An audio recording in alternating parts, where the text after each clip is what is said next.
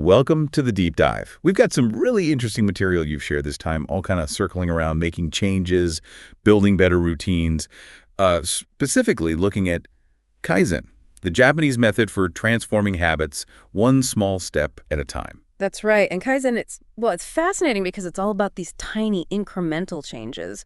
So different from the usual self-help stuff. Oh, totally. The crash diets, the crazy workout plans that just aren't sustainable. Exactly. Those huge leaps often just don't work long term.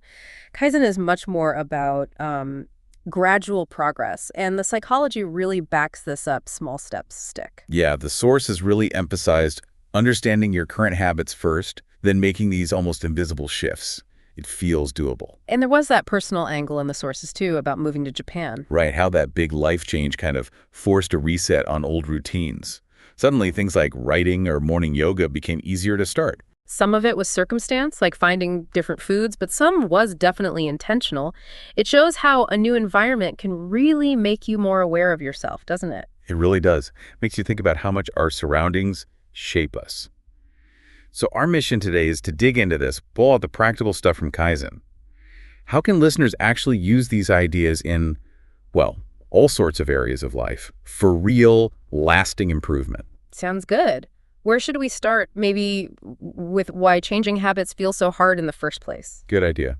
Yeah. Because they really can feel like you're fighting yourself sometimes. Well, habits are seductive, aren't they? They save brain energy. Once something's a habit, your sources point out, it just runs on autopilot. Even if you don't really want it to anymore. Right. Like maybe you have a solid habit of going for a morning run, which is great. But then there's the habit of, say, reaching for your phone the second you feel bored. Both operate automatically. Okay, so that autopilot function, how does it actually get programmed? What's the mechanism? It usually follows a pattern. There's a cue, something that triggers it, maybe feeling stressed. Okay. Then the behavior, like biting your nails, perhaps. Yeah. And then the reward offers some temporary relief from the stress. Repeat that enough times. And the link between the cue and the behavior becomes really strong, almost automatic. But it's important to remember, not all habits are bad, right? The sources made that clear. We need them. Oh, absolutely. Imagine consciously deciding every step you take, or how to hold a fork. We'd be exhausted. Habits free up mental space. The problem is when we default to the unhelpful ones for comfort. Yeah, that makes sense. We lean on them when we're stressed or tired. Exactly. That's when those habits we want to change tend to show up. Now, what about this whole 21 days to form a habit idea? Is there any truth to that? The famous 21 days. The UCL study mentioned in the material pretty much debunked that. They actually tracked people forming habits like eating fruit or exercising. What did they find? It varied hugely, anywhere from 18 days to, get this, 254 days for a habit to reach what they called automaticity. Wow, 254 days. That's a long time. It really depends on the person, the habit, how complex it is. Automaticity means it's efficient, you do it without thinking, almost unintentionally. Yeah. So yeah, forget the rigid 21-day rule. It takes as long as it takes. That's actually quite liberating. Takes the pressure off if something doesn't stick right away. Okay, so if someone wants to apply Kaizen, where do they begin? What are the first steps? First step, according to the material, is self-assessment. Taking an honest look at different parts of your life. Like what sort of areas?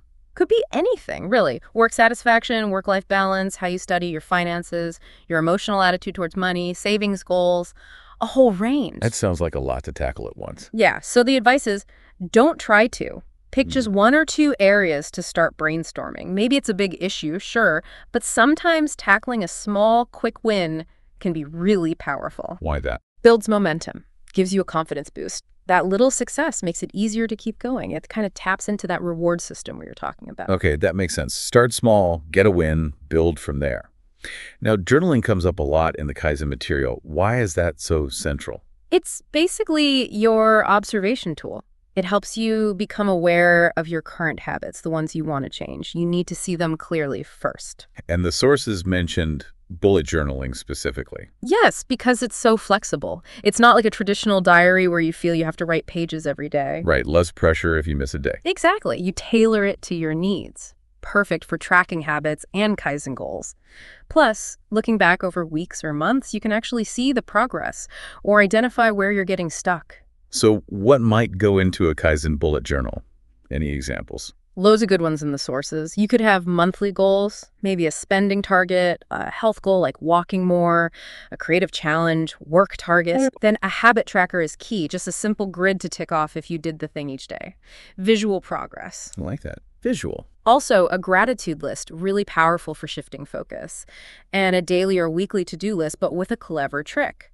Using forward arrows to just move unfinished tasks to the next day. No guilt attached. That's smart. Just carries over.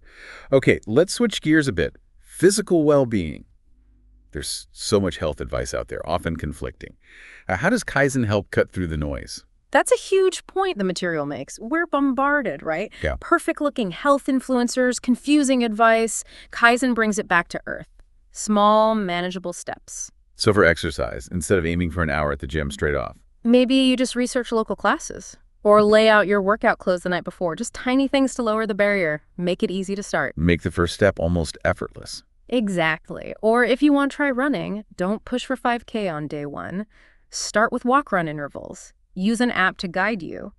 The sources even mention Rahyo Taiso, that Japanese group exercise often done in parks. Community can help. Right, making it social.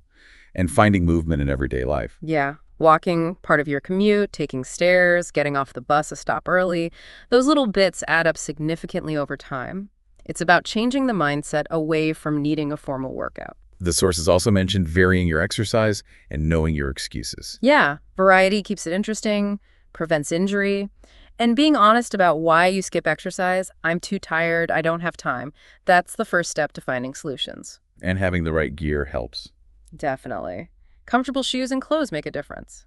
And maybe finding a workout buddy or joining a work club for motivation. Yeah. And again, tracking your progress journal, app, whatever works, keeps you engaged. Okay, let's talk food and drink. What about just drinking more water? Seems basic, but hard for some. Kaizen applies here too. The sources say needs vary, but aim for maybe 6 to 8 glasses. Importantly, other sugar-free drinks count too. Small steps. Keep a bottle visible. Set reminders. Simple stuff. And if someone's thinking about eating less meat or going veggie or vegan, how can Kaizen help there? The material points to the health, ethical, environmental benefits, but suggests a gradual approach. Don't go cold turkey overnight unless you really want to. Try Veganuary. Or meat-free Mondays. Ease into it. Make it sustainable. Much less intimidating. What about the classic, eat more fruit and veg? The Japanese diet gets a nod there. Yes, it's a big part of the traditional Japanese diet. And that UCL study found big benefits from 7 or more portions a day. Kaizen tips. Keep fruit visible for easy snacks. Add extra veg to meals you already make. Use frozen or tinned, they're still good. Plan meals around stuff lurking in the fridge. I like that. Rescue the forgotten veg. What about portion sizes? That's tricky. The sources bring in harahachibu, the Okinawan idea of eating until you're about 80% full. 80%? How do you even know? It's about mindfulness, tuning into your body's signals rather than just cleaning your plate. The suggestion is to try it just 1 day a week to start. Other small steps. Use smaller plates. Actually measure portions sometimes. Dish out leftovers immediately so you're not tempted to go back for more. Developing that awareness. And related to that is mindful eating itself. Absolutely. We often eat totally distracted, right? Scrolling, watching TV, working. Mindful eating is about focusing just on the food. The taste, the texture, noticing when you're full. Even just a few minutes of undistracted eating can make a big difference. It's not just physical habits, though. Kaizen applies to mental well-being and routines, too, like establishing a better bedtime routine. Yeah, simple things can signal wind down time. Changing into comfy clothes, a warm bath, taking off makeup, and this is a big one, getting phones out of the bedroom. Create that separation. That digital boundary feels crucial. The material also mentioned making time for breakfast. Yes. Research links regular breakfast eating with healthier weights, maybe better calorie control overall. Even if mornings are chaos, a quick smoothie or overnight oats prepped beforehand can make it happen. It sets you up for the day. Okay, the digital world again. The digital detox. How can Kaizen help us manage that constant connectivity? Start by just noticing. Track your phone usage. Where does the time actually go? It can be eye-opening. Like that? Then try small, defined detox periods. Maybe use an app to help, or just create phone-free times like the first hour after waking up. The sources suggested trying a week of getting ready without your phone just to see how it feels. That sounds challenging but interesting. And this constant connection impacts self-esteem too, doesn't it? especially social media. For sure. It's easy to compare your everyday life to someone else's curated highlights and feel, well, inadequate.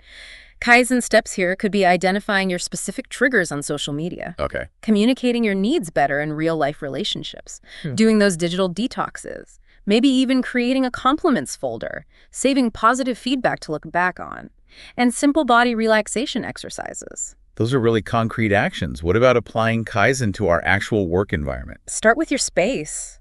Huh? Is the lighting okay? Is it personalized? Got any plants? What about your posture?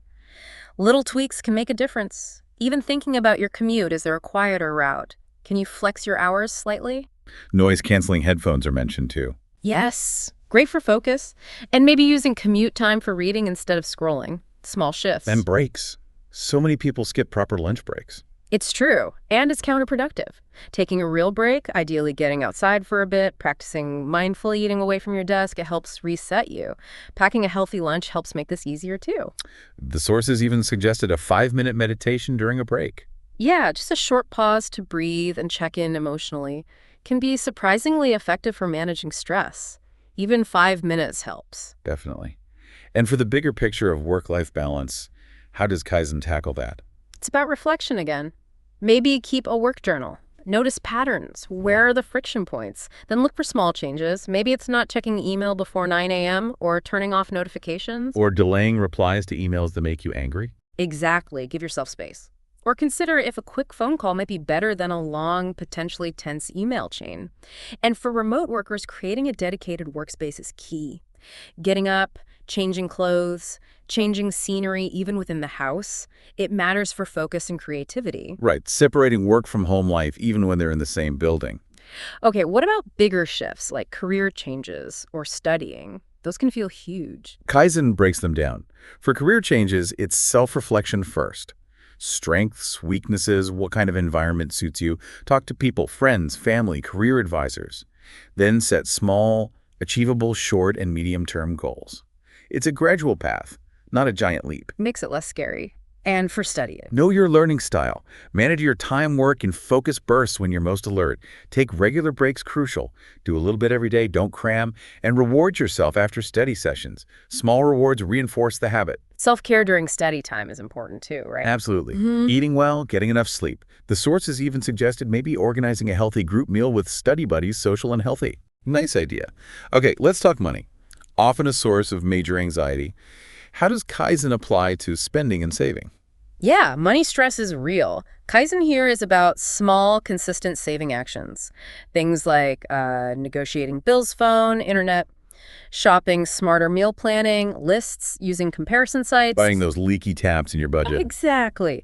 Cutting unused subscriptions, implementing a waiting period for non-essential buys, just 24 hours, can make a difference. Ask yourself, would I buy this full price? Good question. Checking your bank balance regularly, just knowing where you stand, helps. The source mentioned putting a note in your wallet as a reminder before buying.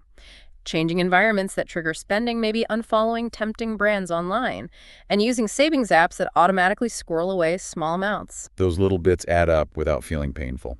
Okay, shifting to our homes and relationships. Improving our living space. The Kaizen way is one room or even one corner at a time. Involve others if you share the space. Think about those Japanese tidying methods like KonMari declutter gradually. Not trying to do the whole house in one weekend. Definitely not. Sort things. Sell, donate, give away. Tackle specific clutter zones books, that Sundoku pile of unread books, papers, miscellaneous stuff. Maybe just 5 minutes a month on sorting papers to start. And sentimental items. Handle those gently, take your time, and make small tweaks to make your home feel more like a sanctuary. Maybe natural air fresheners, better lighting in one spot. Creating that haven. And relationships obviously crucial for happiness. Hugely important. Quality over quantity is key. The material suggests a relationship inventory. Who are the key people? Where could you invest a bit more? And the Kaizen actions for relationships. Practicing gratitude, maybe in that journal. Expressing appreciation, directly a quick note or text. Small acts of kindness. Celebrating your own and others' independence within the relationship. Letting go of negative relationships is mentioned too. Yes, identifying the drains versus the radiators. Reaching out to your community, volunteering, small local gestures. Building your support network. Connecting online with like-minded people. Prioritizing those who uplift you. Radiators, not drains. I like that.